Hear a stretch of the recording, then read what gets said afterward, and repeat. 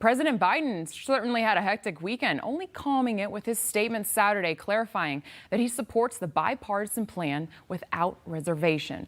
Now, there's nobody I'd rather see break down the direction of our infrastructure than former chief economist under President Donald Trump on the National Economic Council, Joseph Lavorgna. Good morning.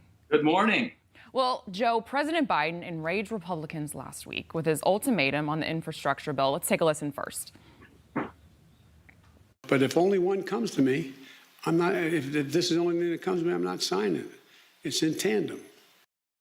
Joe, did Biden almost kill this bill entirely with his comments? Effectively, yes. I've not been a big believer that there would likely be an infrastructure bill simply because it looks like with only one reconciliation, the Democrats would create a bigger bill to have both the infrastructure and some of the social welfare plans. So I didn't think the probability of infrastructure was particularly high, that there would be one big bill. It wouldn't be $4 trillion in size, might be closer to $1 trillion, but it would work through reconciliation. The fact that Joe Biden effectively let the cat out of the bag and then really had to walk it back, as you suggested on Saturday, suggests that there really was, a faux pas here. And that's going to be hard because it will make the negotiations very tricky. I mean, even though there was a bipartisan agreement, it was never going to be an easy road to pass this spending, and therefore the probabilities of such a bill passing to me have fallen. When it comes to that bipartisan agreement, well, Senator Rob Portman spoke on it yesterday. Let's take a listen to that.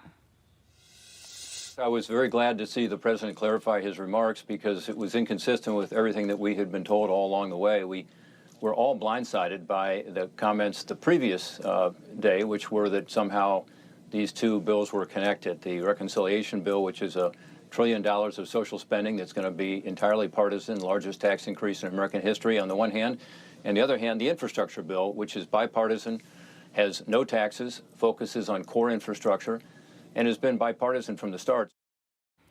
Well, Joe, what do you think will come of this bill? Will it get passed and actually improve our infrastructure?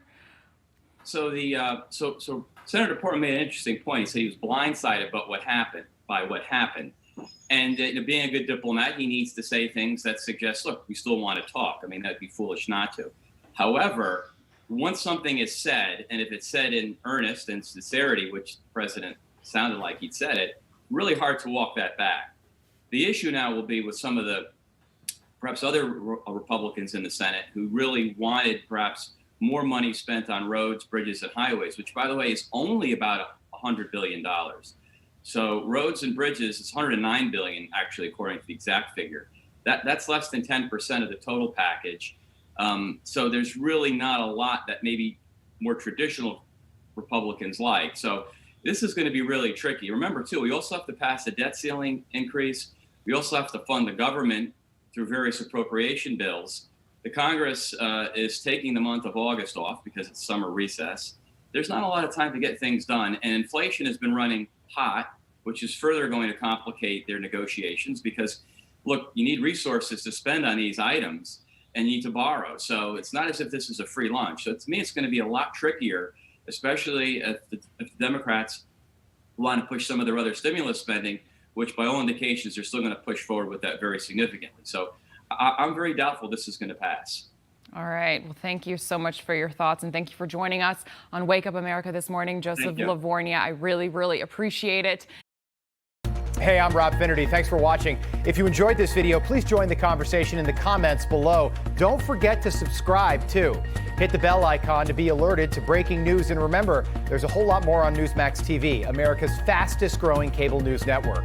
Newsmax TV, we're real news for real people.